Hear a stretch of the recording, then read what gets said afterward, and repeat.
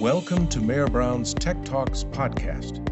Each podcast is designed to provide insights on legal issues relating to technology and IP transactions and keep you up to date on the latest trends in growth and innovation, digital transformation, IP and data monetization, and operational improvement by drawing on the perspectives of practitioners who have executed technology and IP transactions around the world. You can subscribe to the show on all major podcasting platforms. We hope you enjoy the program. Hello and welcome to Tech Talks. Our topic today, opportunities and risks in customer-facing digital platforms. We'll say a bit more about what we mean by that concept in a bit. But first, the introductions. I'm your host, Julian DeBell. I'm a senior associate in Mayer Brown's technology and IP transactions practice. I'm joined today by my colleagues Rohith George and Karina Churchalaru, who are also members of our technology and IP transactions practice. Rohith is a partner based in Northern California. He advises clients on a wide range of complex technology and IP transactions, including platform integrations, cloud computing, software licensing, and data analytics. Karina is a senior associate based in Chicago, and she focuses on advising clients on digital transformation projects, data protection and privacy, and e-commerce issues. Rohith and Karina, welcome to the show. Thanks, Julian. Great to be here. Thank you, Julian. I'm excited to talk about this topic. As am I. So let's start with the basics here. As promised, let's say a little bit more about what we mean by customer-facing platform in this context. Sure, I'll start. And I do think it's a good place to start because the term platform or platform agreement is used in so many different contexts. It can mean a lot of different things. So for purposes of our discussion today, what we're really talking about are, websites, portals, apps that are hosted, maintained, operated by one company, and that ultimately enable or facilitate the delivery of products or services by another company. So, if you think of any company, whether it's a bank, a retailer, airline, whatever you can think of, each of those companies has its own website or its own app through which it interfaces with its customers. It delivers services to its customers, and that website or app, that platform, it's often held under lock and key by the company because it wants to tightly control its relationship with its customers. You want to ensure quality, you want to maintain your reputation, you want to track how your customers are using your platform, and so on. But your own app is really just one channel through which you can reach your customers, and it requires your customers to come to you, to come to your website, to download your app. And sometimes, though, it makes sense to go to them, to the apps that they're already using, the websites that they're already visiting. So, some industries have long had multi-channel approaches to their services. Retailers are probably the easiest example. There's many retailers that sell their products directly through their own platforms. Many have also, over the years, taken a multi-channel approach, and they sell through Amazon as well because ultimately they made the decision that it increases their reach, increases their sales. So, what we're increasingly seeing is that, beyond the traditional industries where this type of multi-channel approach is common, other companies across industries we're seeing partner with platform providers because, just like many retailers are seeing potential benefits to taking this kind of multi-channel approach that in some ways hands over the customer relationship to a third-party platform provider. Similarly, there are similar benefits in other industries as well. Okay, well, the Amazon example certainly brings the concept home. That's something I, and I'm sure many listeners can easily wrap their heads around. Could you give us some examples, though, from other types of industries, like you were mentioning? Sure. I'll give you one that we just recently worked on. We had a client who manufactures equipment for heavy vehicles, and their customers are generally, commercial fleet owners. And part of the services that they provide, for people who purchase their vehicles or purchase vehicles that contain their equipment, is a kind of data service. They track data that comes off the equipment. They provide insights regarding how it's performing. it suggests preventative maintenance when needed. Perhaps it even allows adjustments to how the equipment is operating and so on. Now, their customers are primarily companies that own big commercial fleets of vehicles. Each of these vehicles contains a whole range of equipment from a wide range of equipment manufacturers. And each of those manufacturers has, over the years, started to develop very similar services to our client service. And in order to deliver those services, basically each manufacturer has its own app. So now you might be starting to see the issue. Basically, if I own a fleet of vehicles, even if they're all the same make and model of vehicle, all of a sudden I have, three, four, five, six different apps that I need to monitor in order to manage my fleet. Each one doing something different. And so either I, diligently do that at some level of frustration to myself, or it's just too overwhelming and I ignore all of them. But either way, it's not really the desired result for our client. So this area was ripe for a single platform solution to rise up that could integrate all of these different services into a unified customer-friendly app. And with that app, the fleet owner can track their vehicles, manage their fleets, perform software updates, so on. And then once you have enough services, enough different manufacturers on one platform, there's kind of an inertia to it where it makes sense for all the manufacturers to make sure their services are on the platform as well. So, that's one very real world example that we've seen this occurring. And another example that we see, Julian, is in the healthcare industry. So there, the customer-facing platforms are connecting the patients, providers, and payers. So in that example, the platforms integrate services from the various healthcare providers, doctors, hospitals, pharmacies, and labs, as well as insurance companies or wellness programs.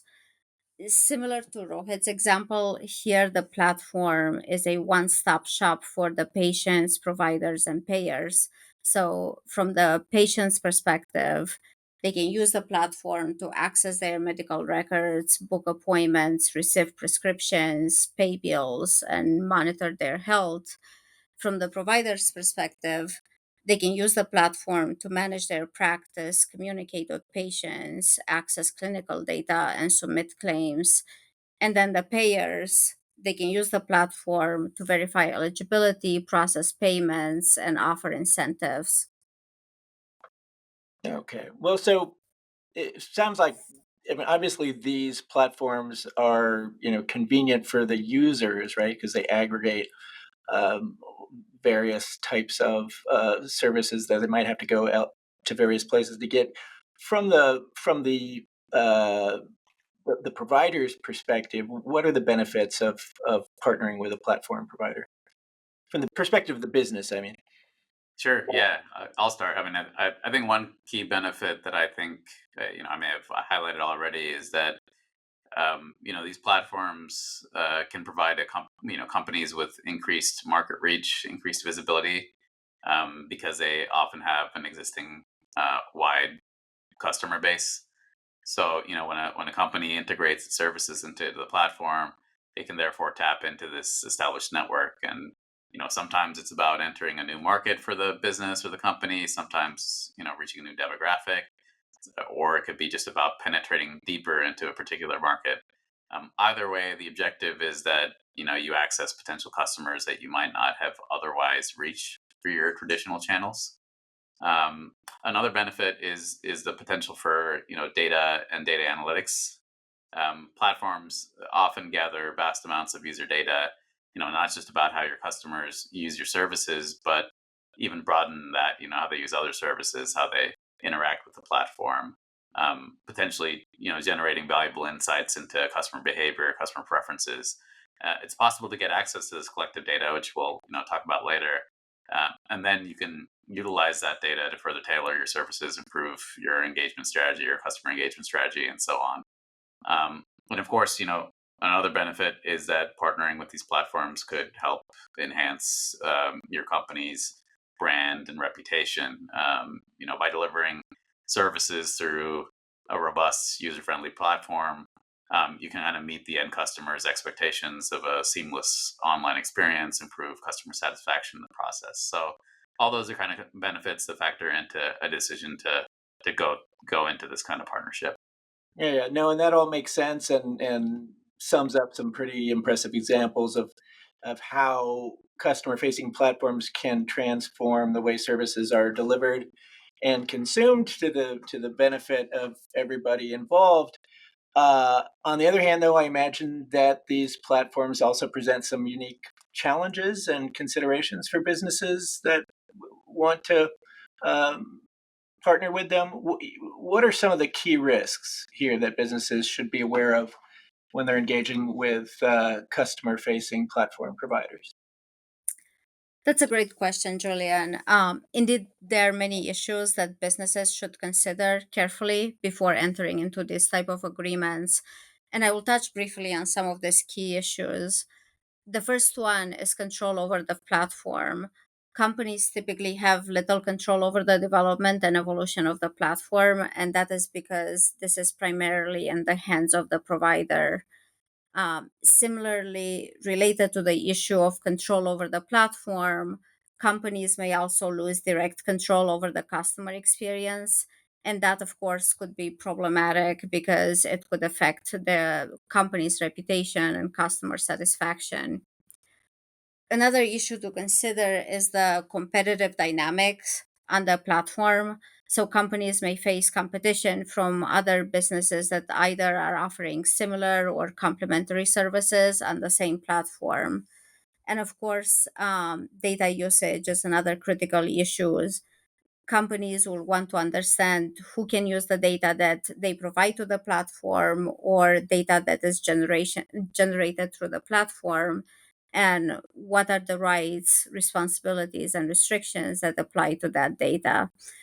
And of course, data security and data privacy are top of mind, especially given the amount of the end customer data that is on these customer facing platforms. So here, the company will want to consider whether the platform has robust security measures in place and ask whether these measures do they align with the company's data security standards.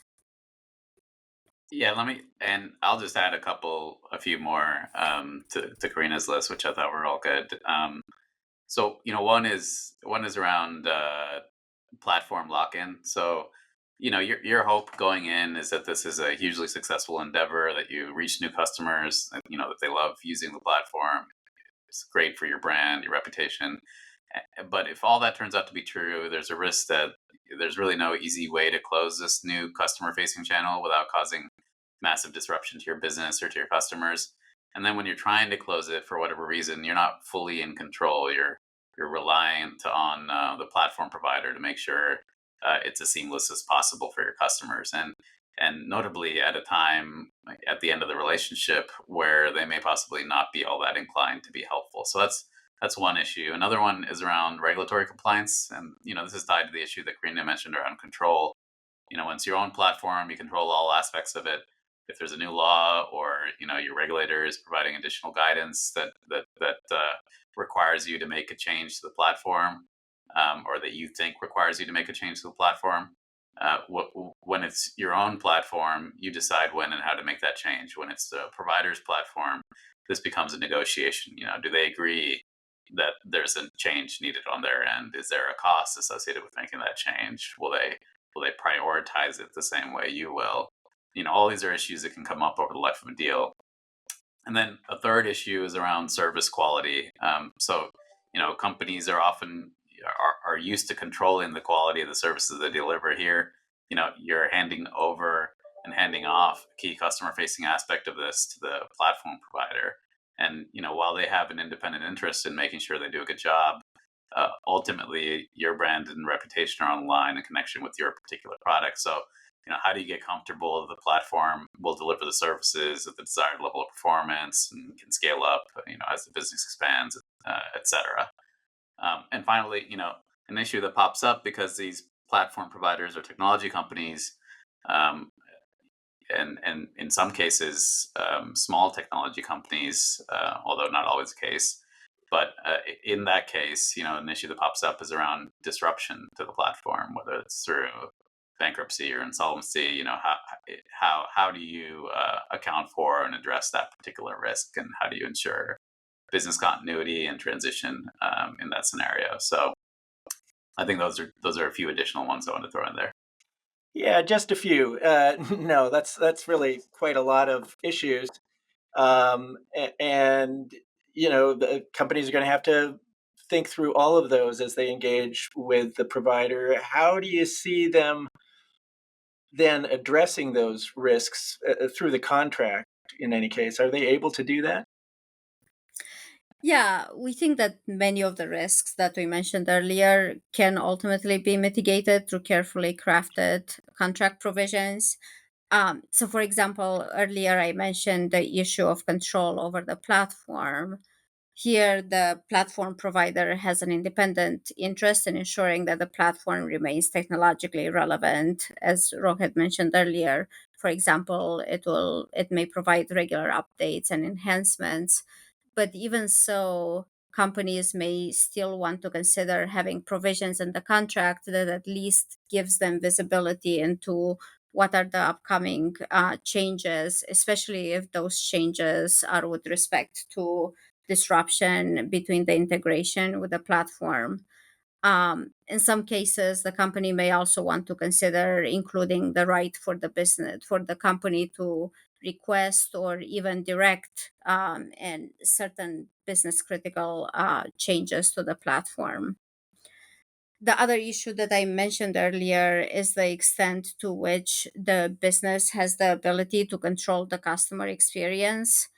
And here, the business will need to consider what type of contractual provisions are needed to protect the company, both from a reputational perspective, but also from a regulatory perspective. Um, so, for example, the company will want the user experience to align with the company's brand values. So, one consideration to address that is to have a complaint handling process that is consistent with the company's policies and also any applicable laws. Also, the company must make sure that it maintains control and approval rights over the provider's use of the company's branding. But here, of course, it is a balancing act because at the same time, it must also give the provider enough flexibility that the provider can modify certain aspects of the look and feel of the platform.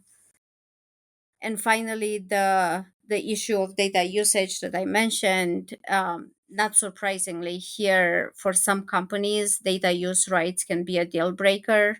So what we typically see is companies want to stipulate that they retain ownership of their data and that the platform can only use this data under specific circumstances. For example, solely to perform the services. The more complex issue is with respect to the data that is generated by the platform. So, for this data, both parties may reasonably feel that they should have rights to use this data. So, it is really important to craft clear agreements regarding what are the rights, responsibilities, and restrictions regarding the use of the data that is generated by the platform. And and I'll cover a couple of other ones. The one issue that we mentioned is around the lock-in concept. So, as mentioned, not having a clear way out is a risk, and to mitigate that risk, it's critical for businesses to kind of carefully plan for an exit strategy. And this is sometimes overlooked because of the contracting phase. Everyone's focused on the way in rather than the way out. But ultimately, the contract should specify the procedures, terms for ending the relationships. What data can you take with you? What's left behind? How the service is wound down and over what period of time, and ultimately, what are the rights of each party with respect to the customer after the agreement terminates, and the obligations. So, all of this should be considered and accounted for in the agreement, so that there's no room for dispute at the end. Um, and then and that helps kind of mitigate some of the risk associated with lock-in. Another issue I mentioned is around compliance. And look, if you're not in a regulated industry, this may not be a major point of contention. You just make sure that the provider has an obligation to comply with any laws that are applicable to it. But for those that are, in a regulated industry, it's very important to maintain enough control in order to ensure that this new customer-facing channel doesn't result in you getting in hot water with your regulators. So, what does that mean? Well, typically there would be a process for raising these types of what I'd call mandatory changes. Some of them the provider isn't going to care about because it requires no material effort on their part to change. Some might require some effort to change, but they may be getting the same request from multiple parties, so they may have no issue with it. But there will be some, and that that you may run into some form of disagreement. So a defined process for handling these types of mandatory-ish changes can be very helpful to include. And ultimately, if you really can't come to agreement, then there needs to be a way for the company to pause or suspend the delivery of its services through the platform. So as a matter of last resort, I think that's kind of what you fall back on. Another point we mentioned was around service quality, and of course, I think what you look to do is address it through service level agreements in the contract.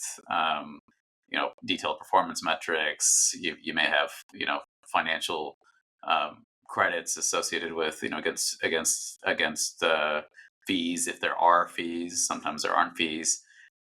But ultimately, I think the primary solution here is not contractual. It's you are, by entering into this relationship, you are relying somewhat on the fact that they will be independently motivated to ensure that their platform is up and available and operating at peak performance. So that's kind of the primary way we see this working out. And then finally, we talked briefly about the potential of disruption to the platform provider to the extent that they have financial instability. So obviously, as part of diligence at the front end, it's important for the company to evaluate the platform provider's financial stability, and for smaller providers, you may consider including protections in the contract to address the possibility of a business disruption as a result of this kind of poor financial performance or instability. So, for example, you may want to include a termination right if there's a significant drop in certain financial metrics or credit ratings and so on. You may also try to include in the agreement, rights to receive regular financial reports, and rights to terminate associated with falling below certain predefined thresholds. These are all kind of mechanisms to at least get advanced insight into whether issues may be upcoming, and therefore be able to plan to transition away. Well, those are some great recommendations. Any final thoughts? I would just say there's no one size fits all approach for these agreements. There's a lot that varies depending on the nature of the platform, the company's role in growing that platform, your business, and so on. But in general, what we'd recommend is that companies take a balanced approach to these negotiations, to these types of deals, because they aren't the same as your traditional SaaS agreement or your traditional customer service provider relationship. You've got your goals and interests in making sure that your products and services are delivered, well, and high quality in compliance with law. They've got a very aligned interest. The provider has a very aligned interest in ensuring that their platform performs well and grows in usage, and they grow their customer base as well. So, try to find the middle ground that addresses your needs, mitigates your risks, while keeping in mind, the interests of the provider in operating, improving, growing its own platform. And obviously, consider getting expert representation from experienced lawyers to assist in these kinds of transactions. Always good advice. Well, thank you, Rohith, and thanks, Karina. I really appreciate your insights. Listeners, if you have any questions about today's episode or an idea for an episode you'd like to hear about anything related to technology and IP transactions and the law, please email us at techtransactions@mayorbrown.com. Thanks. We hope you enjoyed this program. You can subscribe on all major podcasting platforms. To learn about other Mayer Brown audio programming, visit mayerbrown.com/podcasts. Thanks for listening.